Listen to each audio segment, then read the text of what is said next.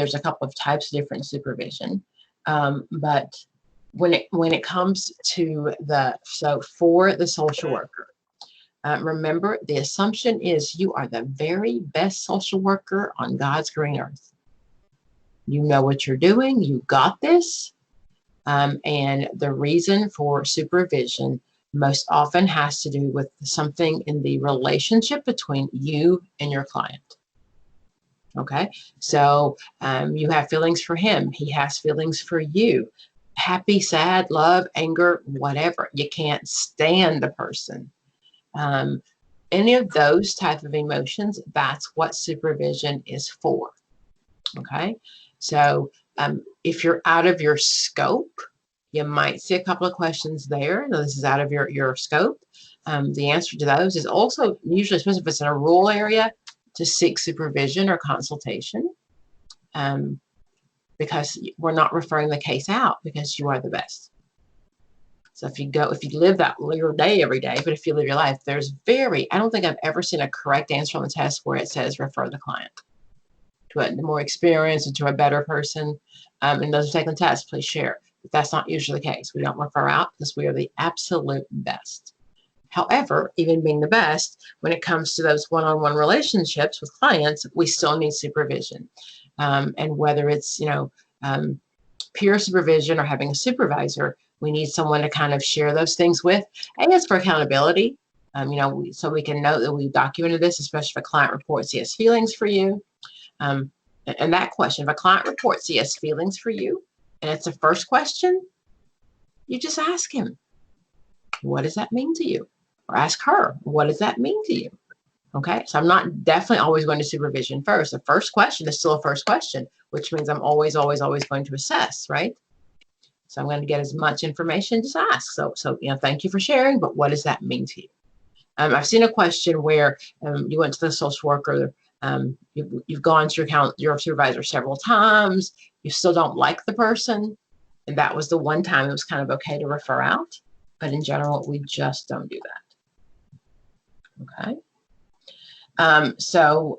When it talks about, someone tell me the difference between consultation and supervision.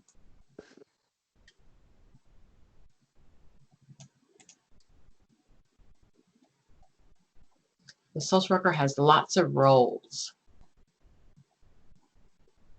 Okay, Maria, we just talked about that. You want to share?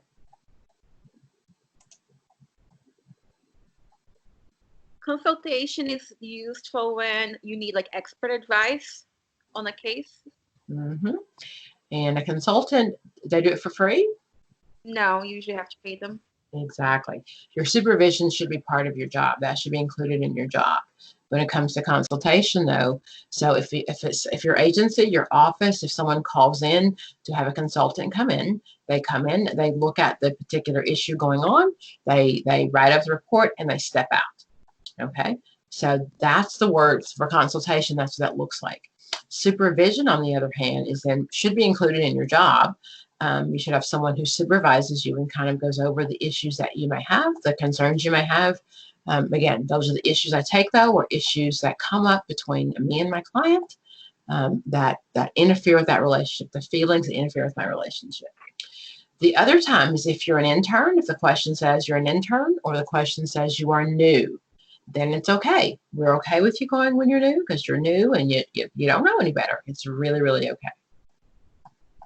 Okay. I'm just pulling up some things here on consultation. Back to that. I'm sorry, on supervision. Okay. Someone who's taken the test before, what do the supervision questions look like? I've taken the test before.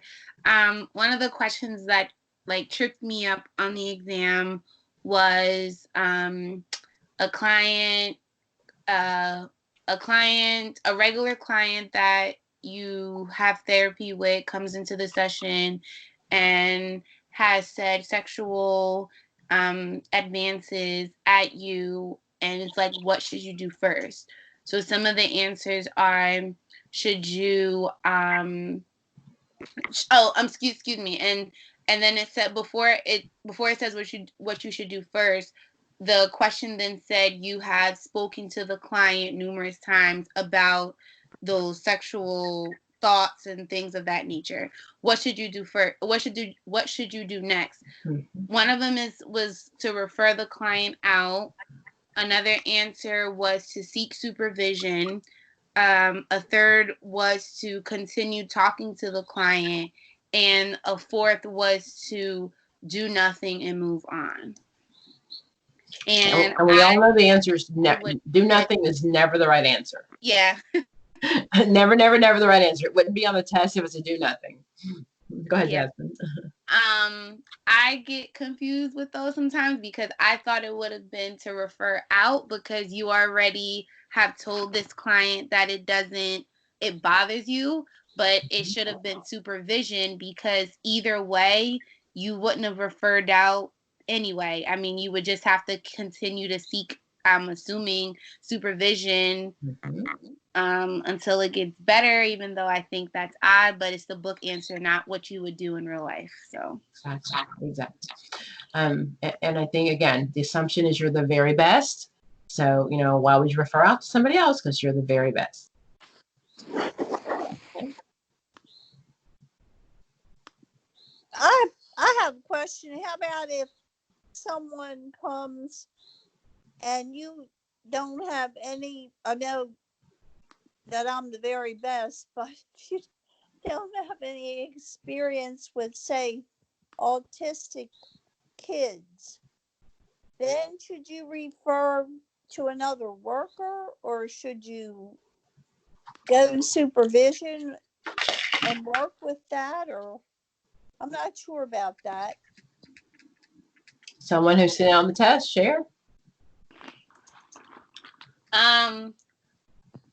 It'll say something to the point of seek a consultation. That would be one of the answers, asking someone that's an expert, or it'll say refer out, seek supervision, or research information on your own about the client. Research on your own takes forever. Right. So that's usually know that in general, that's going to take forever. Okay. So someone give her feedback. What would you choose?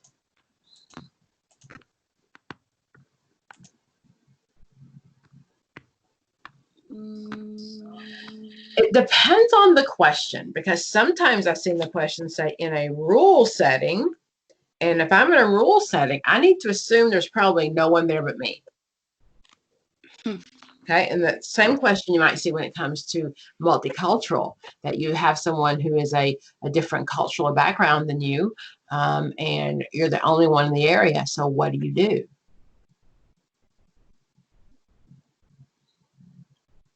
So your job is to, educate yourself. Usually the answer is not do the research because that takes so long, or read the journals. So most often it's find someone who's an expert, and have them guide you through, or the process, talk with them. Sometimes I've seen consultation, I've seen supervision, but in those, make sure that you know what the question is asking. And I don't want to give you a stock answer because it depends on what it's asking you. But the assumption is you are the best.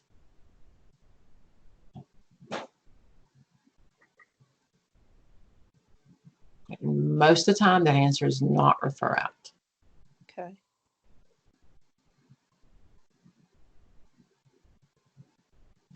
Okay, just in general, am I sharing my screen? I don't know. I'm sharing. Okay, so just in general, when it comes to supervision, okay, so you'll see questions on kind of what the goal of supervision is, as well as then what the supervisor should be doing. And I remember, this is for the test. I know students. I've seen students who have awful supervisors. So remember, this is for the test, not necessarily in the real world. But supervision is important. And I've said to my students, and I'll say to you as well, if you're in the real world, and you find that you don't have good supervision, feel free to call me. If it's a case coming up and you're just need someone to run it by, it's really, really okay, because it's an ongoing process. And sometimes we can't see the forest for the trees. And I don't ever want that to happen. I don't want to be caught up in a situation where I can't see it because I'm so caught up in all the things that's happening. So whether it's official supervision or just supervision in general, be sure that you keep it.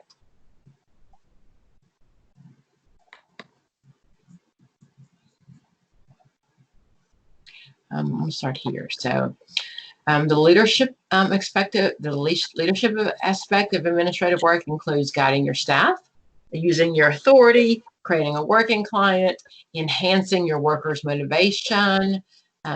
You've seen these terms when it comes on the test. So many managers use the reward system. You know, we coerce you, kind of make you do it with you're voluntold. Sometimes your boss is an expert. The term status is your position in the hierarchical chart. So if you're looking at an agency that is a bureaucratic agency, you're looking at that organizational chart and kind of who's on top. That's the kind of position you hold, is just status. There are some people who have charisma, and that's what you the reason you'll want to do what you want to do is because they have charisma. That most often would be that informal type of supervision or that informal type of control. Okay. Those same kind of things that we talk about when it comes to families, we talk about that when it comes to clients. I'll back up a little bit. Let me back up just a little bit. Okay, so let's just kind of start here. Everyone, you know the X and Y management styles. My X is my scientific method. That is the one that the work gets done the fastest. Okay.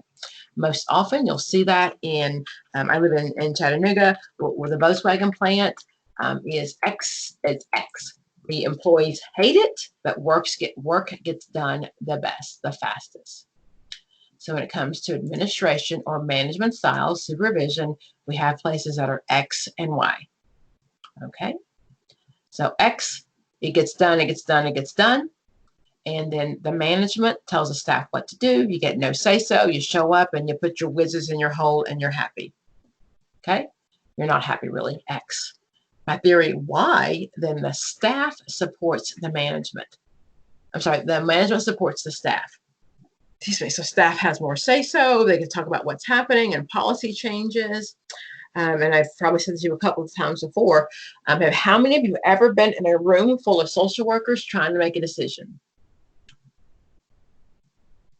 It's the worst thing ever. We have to process everything. Okay, so the problem with this one is the staff is happy. Yes, they like it, the why. So they're happy, but however, it's just not very effective. So that's my X. Theory X is scientific method. My theory Y, that is my humanitarian method. Human relationships, that's what matters. Okay, so most social work agencies, especially my nonprofit, they're run like this. Okay, we want everyone to have input and everybody to have a say-so, blah, blah, blah. It takes forever. The third one is a bureaucracy method. I talked to someone today they work for the federal government in the state of Georgia. And so they have been still going to work every day. And on Friday, they got an ultimatum not to come back on Monday. They were told to take their very large, old desktops home with them to work. Okay. So, we know this just happened yesterday, right? The COVID virus. So you would think that, working for a large bureaucracy, that it would be easier. It's the federal government. How hard can it be to make sure everybody has a laptop to take home? So everyone took their very large, clunky, old computer home. And so trying to get it to work. Does anybody know those very large old computers many times don't connect to Wi-Fi? So trying to connect it now the way it was connected at work, and there are all of these firewalls, all of those things. That's what it's like in a bureaucracy. Red tape, red tape, red tape. Okay, so it's a hierarchy, your management structure. That's your organizational plan. You'll see who's at the top, the president, the vice president, etc. A very clear division of labor. You do this, you do this, you do that, and you don't do anything else. Formal selection process.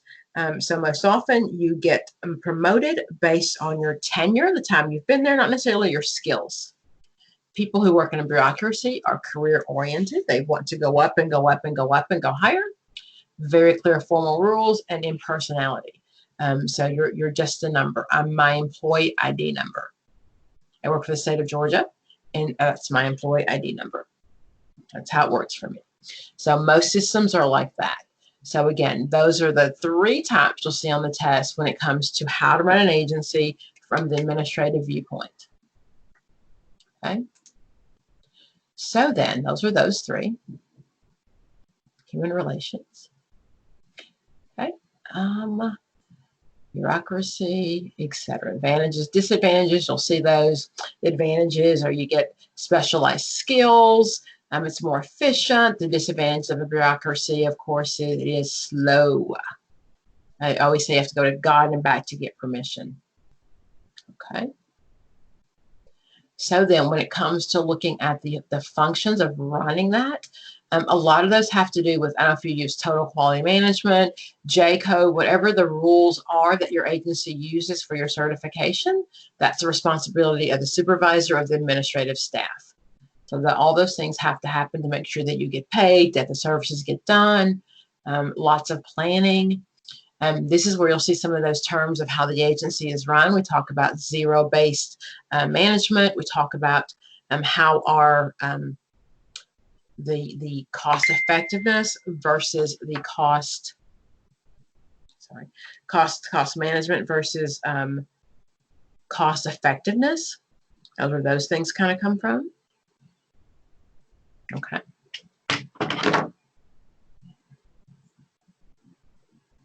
It's important to make sure that you know the chain of command. So on the test, we all know how to do a court order and a subpoena, right? So a court order or a subpoena, if I'm in private practice, then I'm going to subpoena from a lawyer. I'm not going to respond. Subpoena from the judge or court order from the judge, I'm going to follow the rules. If I work in an agency, you're going to go up the hierarchy, okay? You're going to start with your supervisor. You're going to do whatever the question asked, you're going to go up. When you work for an organization, you're not going to make your own decisions. A larger organization might even have a legal department. So if you're in private practice, yes, you follow those rules. If you work for an agency, you understand the chain of command. You've got to go up and go up and go up. The difference between informal and formal structure. My formal structure are the people who get to make the pyramid, who have the things after their name. Okay, it's an organizational plan. Every company has one.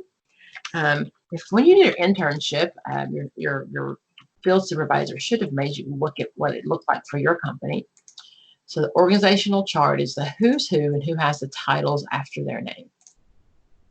Okay, so it's most often pyramid shape because there's somebody at the top. So whoever's here, and then management, and then who answers to who. So make it very clear who we go up to. So in an agency, so if you're a line worker, which means someone's on the front line, you wouldn't go all the way up the chart. You go to your boss, you go up that lateral level. And if you went from beginning all the way up to the CEO, you'd probably get fired because you didn't follow the chain of command. And definitely your boss would have a cow because he should know something. You should know something. You shouldn't have that much power above him.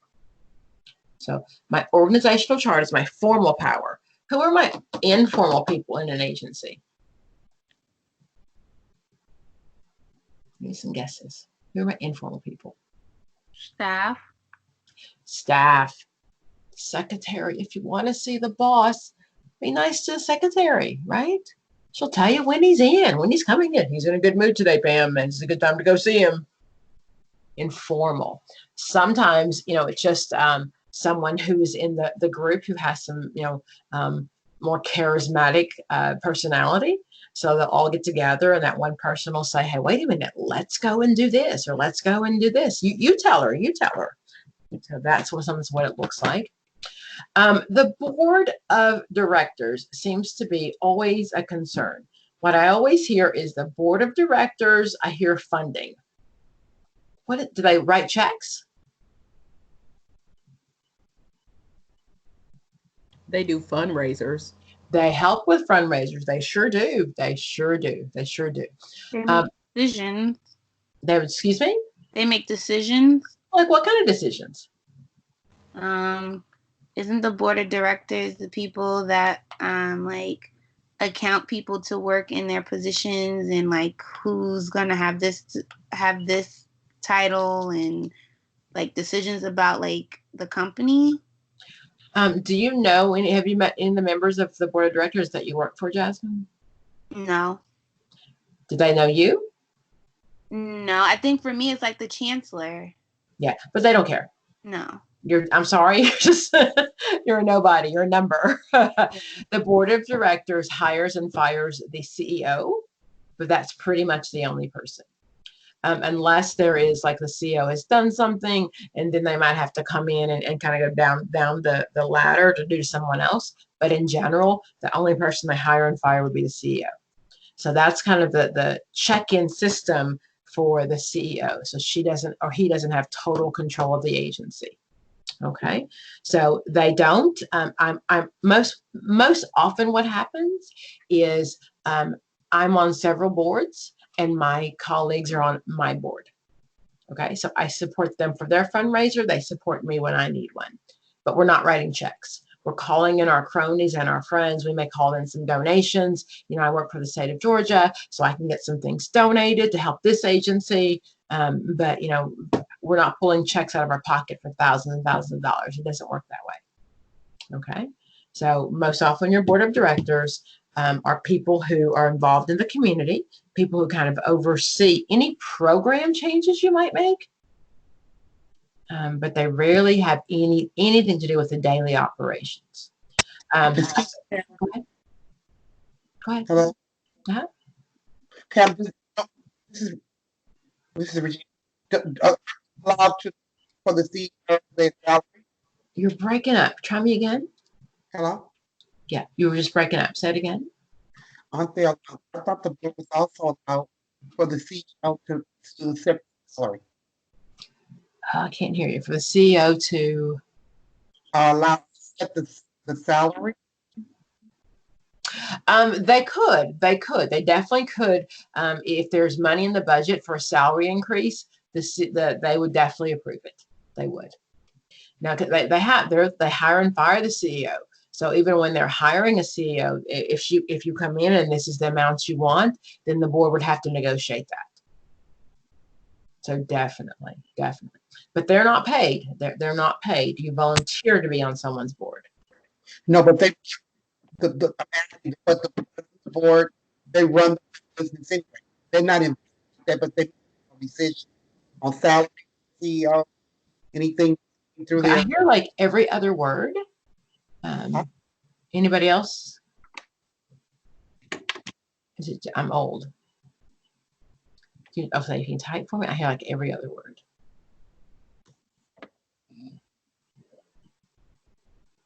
Can you type in for me, Regina? I'm hearing like every other word. I don't know what. Okay.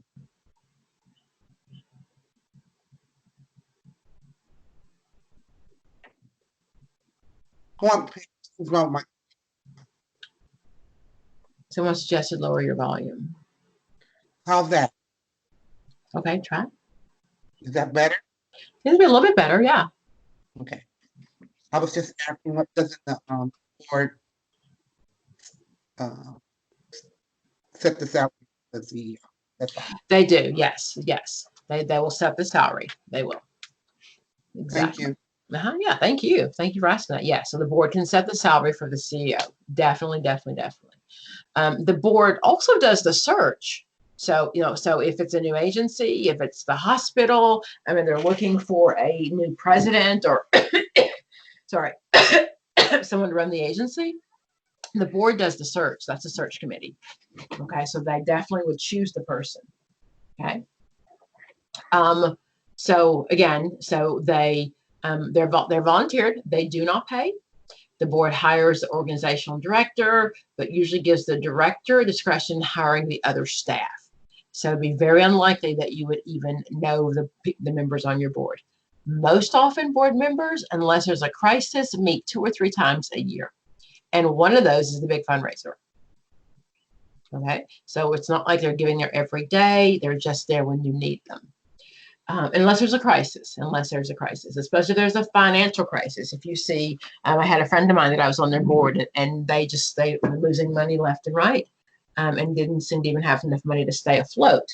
So definitely at that point, the board stepped up and the board offered some suggestions of what to do and how to cut the budget. But that was a very, very rare event. Most of the time that doesn't happen. There was a new agency in town and they stepped in to kind of help out. Okay. The board establishes the legal existence of the agency. For boards are required. So that keeps anybody from having a total say-so of an agency. So once you establish a business, whether it's a for-profit or non-for-profit, you have to have a board. Assumes responsibility for securing finances. We see that all the time. They're not writing a check. They're helping with your annual fundraiser. They're going to offer, what are in-kind services? Donations. Anything but cash. Anything but cash is an in-kind service. So whether you see that with social community organization, planning, when it comes to welfare, anything but cash is an in-kind assistance. So many times when you're on the board, you're going to have people on your board who can offer you things. So if I'm having my annual fundraiser and I need a big auditorium and I know this agency has one, they're on my board. So they will donate their space to me. Okay. So, someone knows someone who can offer me things to raffle off. Okay. So those are in kind. So they're helping me raise money, but they're not just digging into their own pocket most often. Okay. So we're talking again, the importance of the hierarchy when it comes down to kind of directing the everyday job of the administrator. Again, guiding the work, enhancing the motivation. I'm going to coordinate services. I'm going to control. My supervisor is responsible for all that lovely day-to-day work. Okay, it may not be my direct supervisor, maybe someone higher up in the agency, but someone has to get those grants. And very few agencies can afford to hire a grant writer. Anyone work for a nonprofit that has their own full-time grant writer?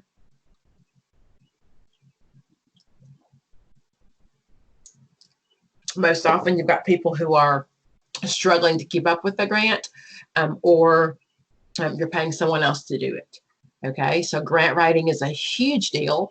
And if you've ever worked for an agency that lost the grant, unless the grant lost funding, it's most often something your agency did wrong. So one of the questions on the test might be, so that you'll see request for proposal, an RFP. All that means is that's a grant. So there's a grant put out there. The CDC, the government, the state, the local, they'll put grants out. We're offering $50,000 per person for someone who can do this, this, and this. So you go to your state website, and you found this grant. When you want to apply for that grant, what is the first step you take? Has anyone seen that question?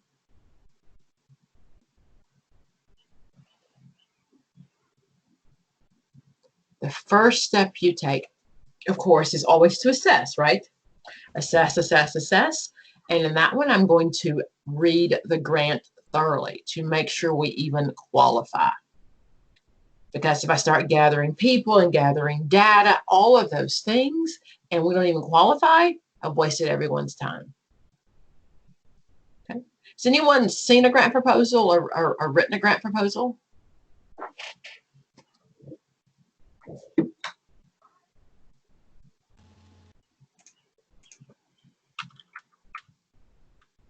I've seen one and I somewhat wrote one because I took a nonprofit class and it had a grant writing part to it. Okay. Can you share? They're hard. They're not. They're detailed, but they're Yeah, necessarily they're maybe detailed. they're time consuming because They're you got to time gather. consuming. You have to Exactly. gather enough information to sit down, and I mean, I totally agree. You have to read through it first because, and you have to make sure that you look and see, because sometimes the wording of it to make sure that actually applies to your agency. Yeah, you got it. And after you do that, it's just gather. Once you can gather all the information, writing it up is not hard. It's just gathering all the information first. Okay. But so the first step, though, always on the test is to make sure that you qualify. Because if you start gathering this information and you don't qualify, you wasted everybody's time. Okay. So usually, again, if your agency can afford a grant writer, I've written a couple, and it's a matter of dotting your I's and crossing your T's, going back over. What do they want? What are they looking for? Okay, so you're going to just go back and look and to make sure that that your agency qualifies for it. Grant money is soft money, not hard money. What's the difference? Okay, I remember this one. So the hard money is pretty much there's no end date to it. You have all this money. The soft money is like sometimes they hire people for a grant funded job or something like there's an end date to it. So that's the soft. You got it. You got it. So soft money, there's no guarantee that it'll be renewed. But very rarely, unless the money dries up, if you've gotten a grant, most often they're going to continue if you're doing a good job with it. The government doesn't want to come in and take care of teen pregnancy. They want to give you money to take care of it. Okay. So then that question comes back to when I get a grant, there's a block grant or a categorical grant. What's the difference? A block grant, you use it only on what is specified for. And no, I'm sorry, no. A block grant, you can use it on whatever, and then a categorical grant is based on like what they intended the money for. Okay. So very good, very good. So I always think of a block of cheese, a block of Velveeta. So you know what? We're going through this time and the government gives me a block grant. They've given me a block of Velveeta and they have said, Pam, all I need your agency to do is feed people. I can use this cheese however I need to use the cheese. I can make macaroni and cheese. I can make grilled cheese. I can make noodles and cheese. Whatever I want to do, I just got to feed everybody with this block of cheese. That's a block grant. Everyone loves those because I can do it what my agency does the best. Okay, we're really good at making macaroni and cheese. I can make these huge pans. I can feed everybody. We're good. Okay, those are the block grants. Love those. Very little rules. Love those. Categorical grants are the ones that there's so many rules. Okay, so if they're over 65, they can only get grilled cheese with no crust. And then if they're under 12, they can get cheese sandwiches, but only on wheat bread. All the rules that make it so difficult. So we'll take a grant, we'll take a categorical grant, but they're just much harder. So most agencies would definitely rather like to do a block grant. And this is not on the test, but in general, I'm a huge fan of social workers making money. There's no reason that you have to take your expertise and give it to an agency. None whatsoever. There's plenty of grants out there. There are plenty of things out there. Take your knowledge and your skills and work for yourself. That was my soapbox, okay? But you're the most amazing people. You find ways to make to do all these amazing things on a minimal budget, minimal resources. If you have those skills, get paid for them. Okay? So stop working for everybody else. Make your own money. Let's get rid of that myth that you have to be poor. No. Okay. And we're probably one of the few professions that you're not taught to work for yourself. There's nowhere in your master's degree class where you taught to work for yourself. You were taught to get a good job for the agency, that you'll lead the agency, that you'll do this. Other fields are taught to develop their own business. And private practice is not the only business that you can do. So Okay, so part of the things that you do, you have to take care of all the written reports. You have to, the report state the problem, define the problem, research, collect data, analyze, all of that good stuff. Those are pretty much the same steps of research. Okay, so if you see that research question, you first have the problem, you do a literature review, then you come down with your hypothesis, you take that hypothesis, you grab your data, you analyze your data, and then you organize a draft and put it out. Same kind of thing when it comes to writing those agency policies. Okay. We've talked about these a lot, I think. The budgeting process, line item. All that means is there's a line item. So you know what? This line says personnel. This line says the phone bill. This line says utilities. This line says, you know, transportation. So if you have a line budget, it should look like the budget you have at your house. This month's mortgage, this month's car payment. I'm pretty sure most of your gas payments have gone way down. Okay, so you might be able to move that budget a little bit, but a line item means I can only spend that in the budget. Okay, so program funding. My program funding just looks at my resources, what I have and what I'm giving out, my expenditures and my resources. Zero-based budget, either a brand new program that's brand new, or an agency that is ending their fiscal year, and then it's a new year, so they begin to they need money. Okay. Things sometimes you'll see the below the line cost. Those are things that did not make it into your budget. Things that we still have to take care of. Advertising, the phone bill, heating, travel, all those things. That's what that means, below the line cost. Okay. A budget analysis that looks kind of usually looking at how your budget goes. So someone, especially a nonprofit, they may come in and analyze your budget, especially if you're not making the money, not making enough money to always stay in the, you don't want to be in the red, you want to be in the black. So if you're still in the red, someone may come in and analyze your budget and say, let's cut this, let's cut that, let's cut this. I think you've all worked for agencies where things were cut. Yeah. Yep. About these things, cost benefit analysis as opposed to cost effectiveness. What's my cost benefit analysis?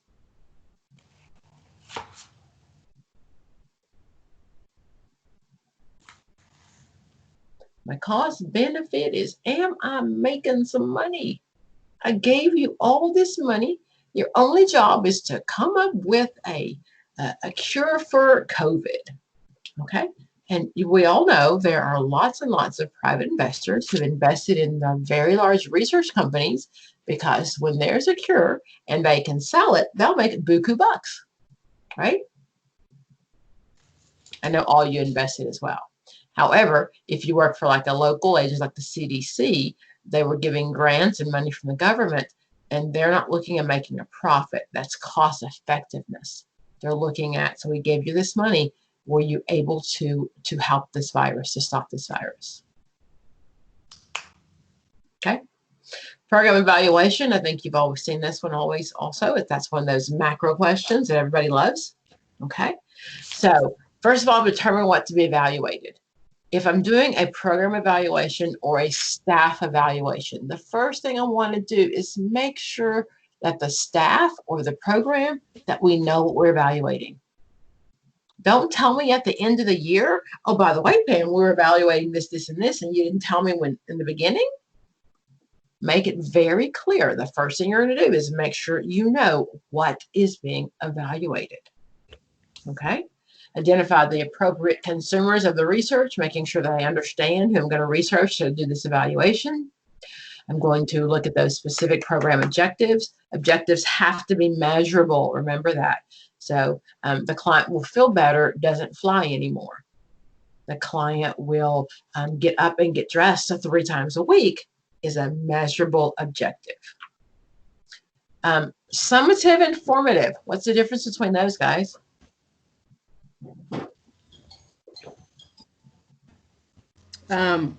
Formative is throughout, and summative is at the end. You get the bell. Yes. So I always think of formative as we're forming.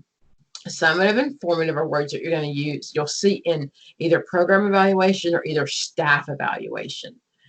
So I've worked for jobs where I had to do a formative as well as a summative, and your formative can be changed. So this is, as you're going through, this is what you think you want to work on. However, in the process, that can change. But the summative is at the end of the year, and you're summarizing, you know, what happened, whether, again, it's a program evaluation or even a staff evaluation. Okay. Part of staff components, you're going to plan, assign work, review and evaluate the case, all those good things. So here, when it comes to those different types of supervision, okay, so is my supervisor my therapist? No. Never, never, never, never, never. So if the question says the client is up, the social worker is upset because her father died last week, and it's interfering with her performance, supervisor just needs to say, take some time off, do what you need to do. Not your therapist, okay? Make sure it's very clear when looking at those answers. Let's see here, we'll go back to this one. So here's your role: planning, assignment, reviewing, evaluating the work, coordinating, serving as a communication channel for the supervisees. You manage your authority, use forms of authority. We talked about those before: coercive, positional, or legitimate, expert, and tangible. Those are all types of supervision. Okay. If I'm doing educational supervision, I'm just teaching. My goal is to help the worker develop the skills. So that may be an orientation. If this company does Gestalt or behavioral, or we practice, you know, transactional analysis, my goal is to educate my employees on this is what we do. Supportive supervision, okay, that is someone who is, if I'm feeling very overloaded with my caseload, I'm feeling very stressed. We'll talk about stress management. We're not getting into personal information. There's a very clear boundary. She's not my therapist. He's not my therapist. We're there to just kind of help get this job done, because the focus is always, always, always the client. Nothing to do with anything else but the client. So, you know, if there's something going on that interferes with your judgment, then we're going to seek supervision because it's about the client. Pros and cons of group supervision. Anyone who's done group supervision for your licensure, can you just share some pros and cons, perhaps?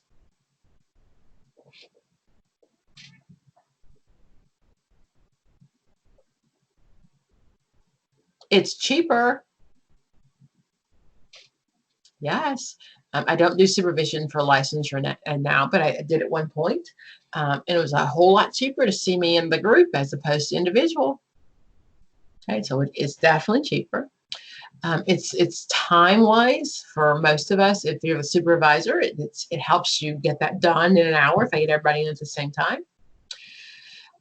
Other group members today, when I ask you questions, so someone who's taken the test, please share.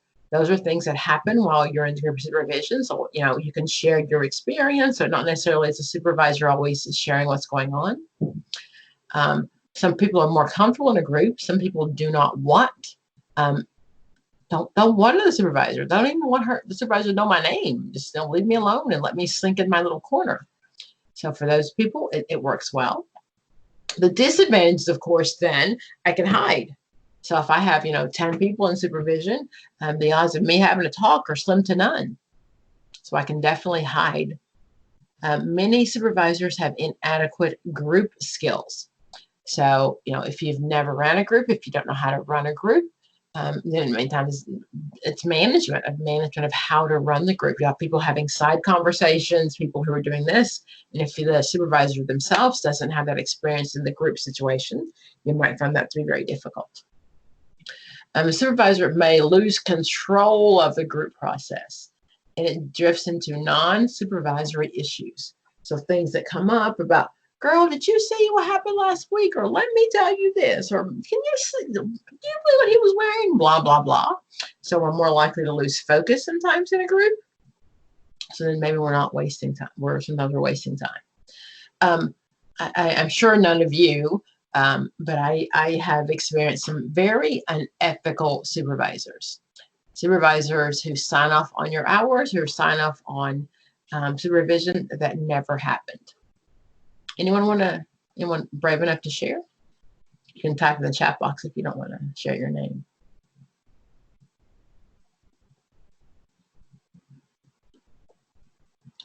I guess you've all had amazing ethical supervisors. I have not always. So I'm old.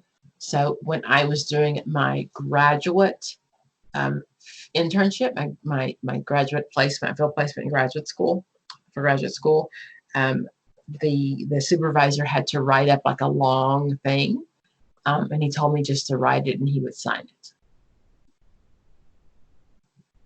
I sounded great because I wrote it myself. So he signed it, but unethical. The goal of supervision, and you've all been students, and I hope at some point you're all willing to take interns.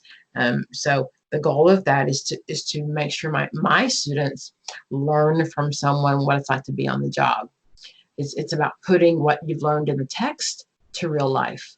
And all of us had to do that part. So I hope that when it's your turn that you give back as well.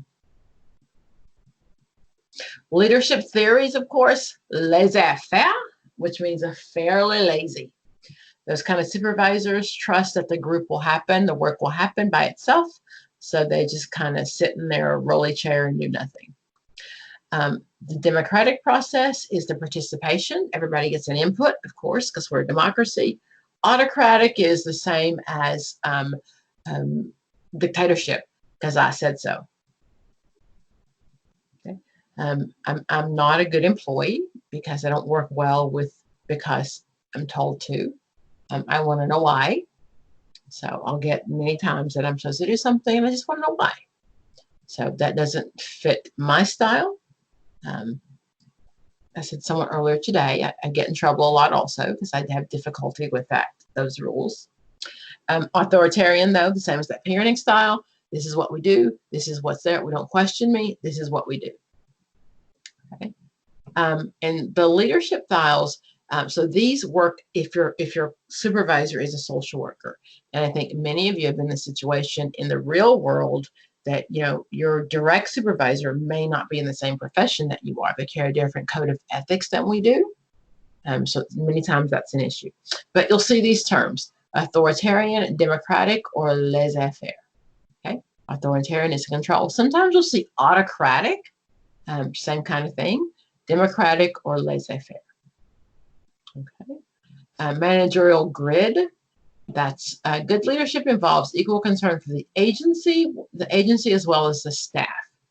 So if the question says, according to agency policy, a good supervisor, blah, blah, blah, a good supervisor makes sure that the agency's goals are met. Okay, so that's their goal. The suggestion is as long as the agency goals are met, then my client's goals should be met as well. Contingency leadership, that's my backup plan. Should something happen, we can kind of go back and back up and punt. Okay. Let's just kind of go to some questions on those. Anything I went over, you guys have questions about? Pam, I have a question, and I don't know. I don't think it was on the test exam, but it could have been a practice question. Okay, so I'm trying to remember, but it was something along the lines of not really the goal of the supervisor. It just had like a kind of like a scenario, and then I think what I messed up on is the supervisor. Really, their goal is at the clients, but not the agency rules. Depends on the question. Depends on the question, because sometimes the question will say, base according to a supervisor who is following agency policy, or a agency wants their supervisor to do what. So it depends on the question. Okay, and if you know me, I teach you kind of the rules of how to answer, but they don't apply. They don't apply to everyone. You have to know what the question is asking you. So you go back to the question, you see what it's asking you. But always, always, always, our client comes first, except for that question. So according to the code of ethics, my client is supposed to come over before my job. But if I'm working for an agency that is unethical, then my client's needs should be a priority over my job. That is just for the test. In the real world, I think most of us, have children we need to feed. But I will tell you, if you find yourself with ethical conflicts, then you probably are just at the wrong place. Okay. We're human. We're human. There are social workers, there are principals, there are police officers, there are people who are unethical. That's just a fact. So we just need to make sure that the way we practice is ethical. Because if you work for an agency and they're doing unethical practices and you agree to that, that could hurt your personal license. Okay. And I don't want to go down with an agency. I want to make sure that my license is still protected. You work so hard to get it, Also, with regards to an interdisciplinary team, so if you work at a school or a hospital or any of those agencies that have an interdisciplinary staff, interdisciplines, many disciplines, and if you sign off on what was agreed to at that meeting, you are then still vicariously liable. If you're a supervisor and your employee does something unethical, illegal, if you haven't documented that, you're still liable. Okay, so one of the questions I've seen is you've got a student, a worker who consistently makes the same mistakes. You need to make sure that you document that you write them up, because when it hits the fan, and you may not have the hire and fire power. That may come from HR or someplace else, but you want to make sure that you've done the right thing, because it's still your license. Just because the agency goes down, I don't want to lose my license that I worked so hard to get. Okay? Okay. Let's do a few questions here. So let's start with number 2. I think that's a code of ethics questions a code of ethic question that most of you know. Chime in or type it in the chat box. What do you do?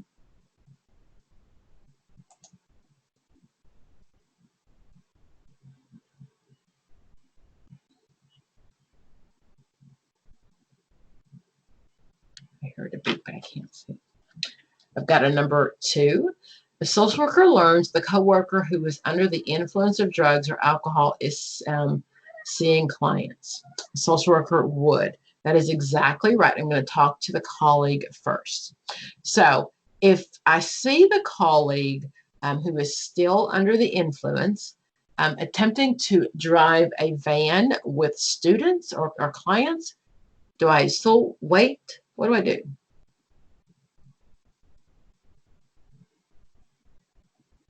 The rule of imminent danger doesn't change. So if I have a colleague who I see has been drinking or is under an influence and he is driving, then exactly. I'm going to do something. I got to do something. I cannot, and maybe even call the police if I need to, but those rules still apply. Okay.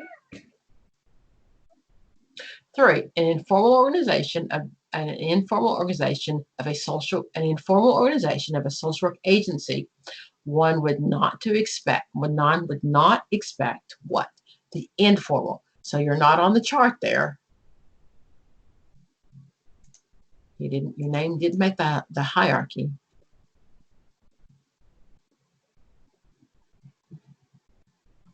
Sorry, I lost my question here.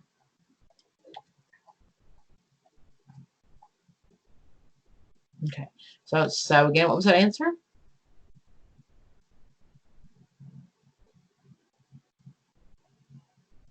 One would not expect to find. I just repeated. What was that? Yeah, my skybox.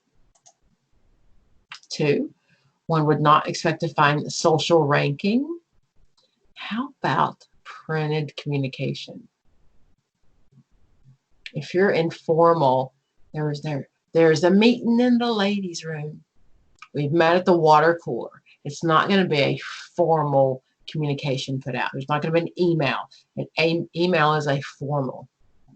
Informal, there's very written, printed communication. Okay. Number 3, the most effective method of ensuring future funding for an agency. What's the best way to make sure my agency stays funded?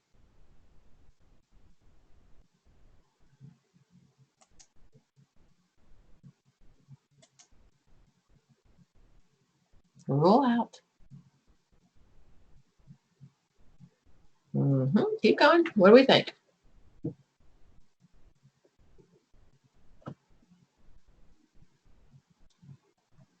That is correct.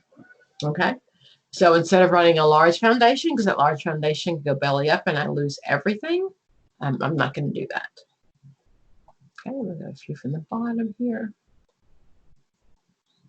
27. A staff committee is organized to develop policy alternatives and make recommendations to the executive staff and the board. The committee would be considered what?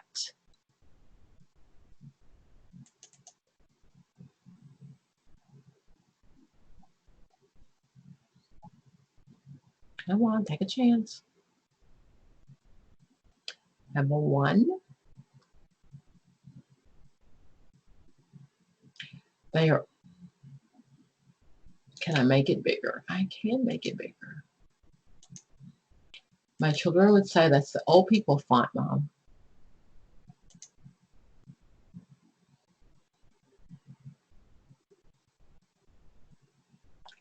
Okay, we were on, what question was that?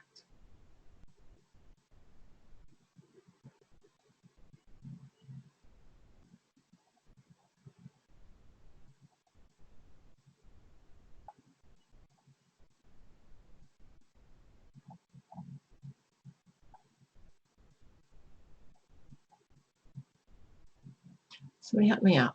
When I made it bigger, I lost my question. What number was that? Wait, what were we on? I think it was at the beginning. Like, that's okay, Sherry. It's fine. I just lost. When I made it bigger, I lost the question. It's not this one, 27? Yeah, thank you. Yeah, exactly. Okay, thank you. So look at that one then. So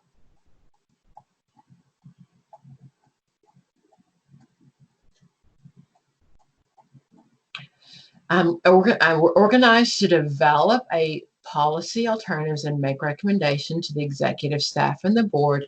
I am considered policy making. Exactly.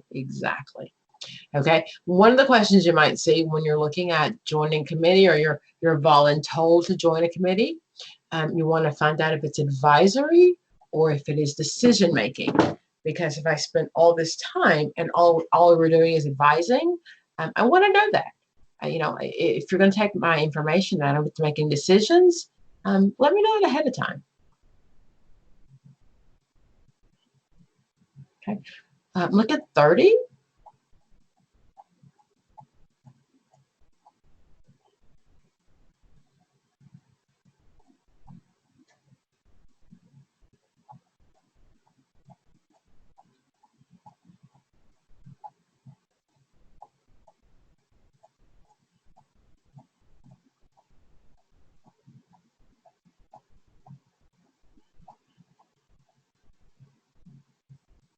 Oh, thank you for being brave.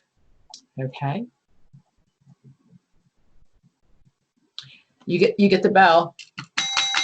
30 is 1. That's informal. That's informal. Perfect.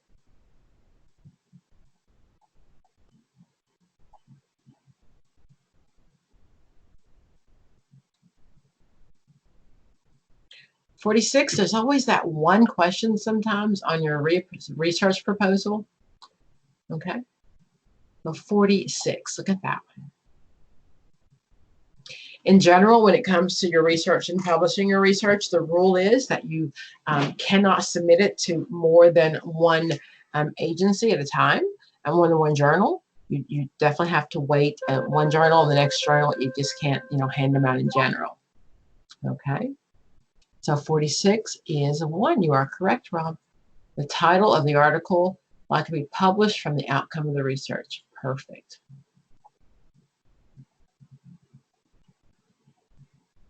Look at 53.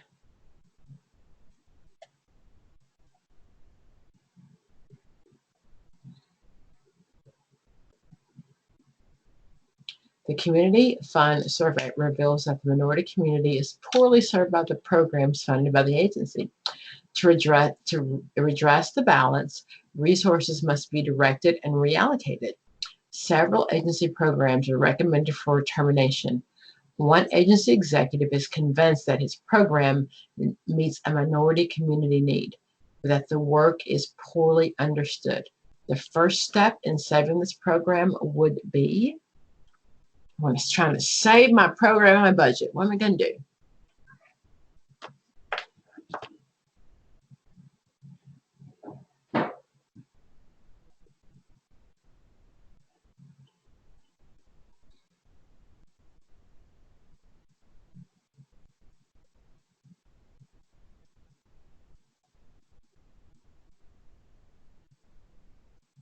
Okay, I'm going to do 2. Absolutely right. Yeah, yes, 2 is my answer.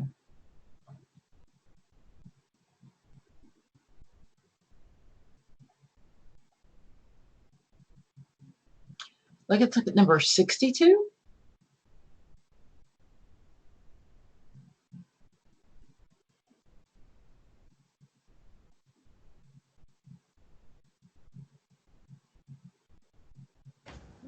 Which number are we on? 62. Okay.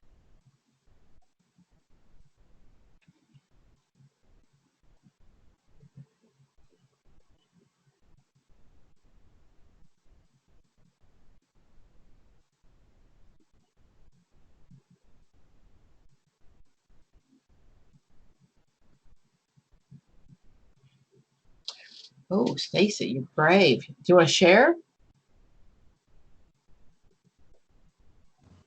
Yes, I can. Please, thank you. Go ahead. Because a lot of times when you have negativity in the office, it's going to affect other people. So if they're negative, people that were positive before may get on that bandwagon and be negative as well. You got it. You got it. That's almost like group think. What's that? That's when everyone thinks the same. Even though they want to think different, they think like with the majority of the group. Because we don't want to rock the boat. Okay. So everybody wants to go to Chinese food, and I can't stand Chinese food, but I'm still going to go because I don't want to rock the boat. Okay. And most often in a staff meeting, I think if I've had you before, I've shown you the picture. So the question might be, a boss, someone might hire someone just to give a different opinion, so it stops the group think process.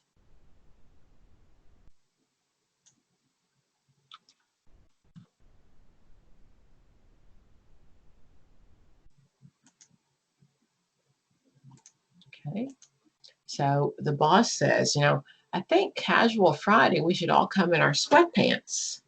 And they're thinking, no way, I don't want you to see my body in my sweatpants. This is awful. Oh my gosh. But we all say yes. So you might see a question that the boss will then hire someone or talk to someone to say, hey, wait a minute, during this process, I need you to vote against me. Because if one person votes against me, then it's more likely that the group is not necessarily all going to support the boss. Okay. As despite the fact that we're adults, we still want to just fit in and play the rules, play by the rules. That's groupthink.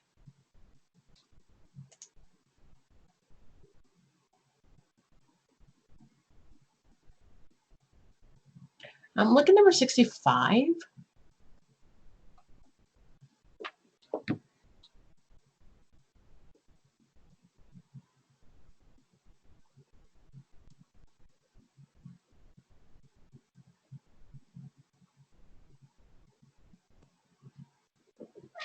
A director can increase administrative flexibility even though board support has declined when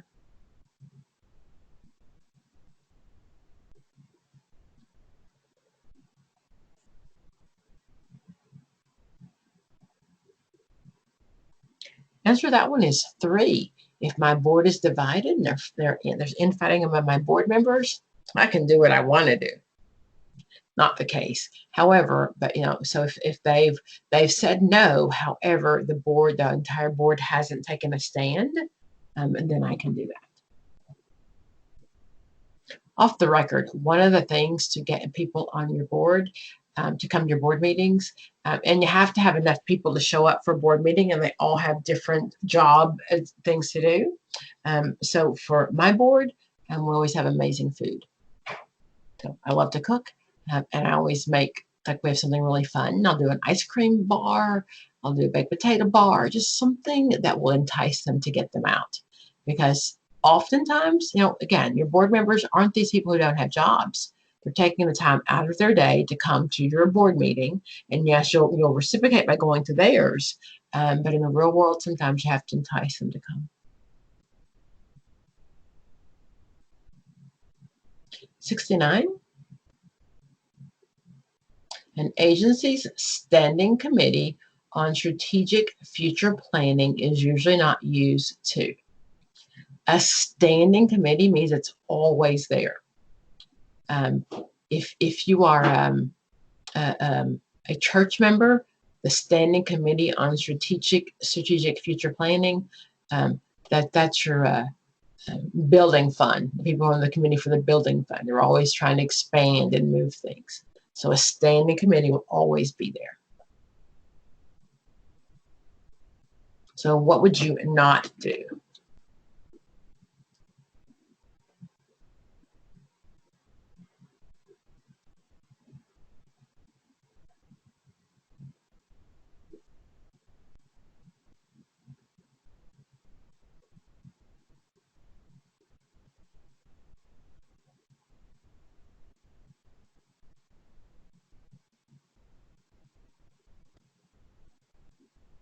Okay.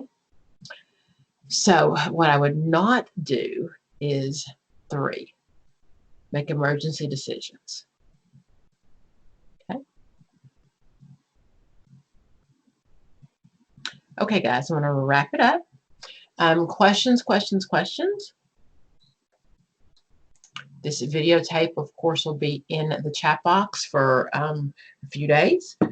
It'll be there. I'll post it on YouTube probably about a month from now. So let me know. Are we good? Other questions? I'll start recording so I can see your faces.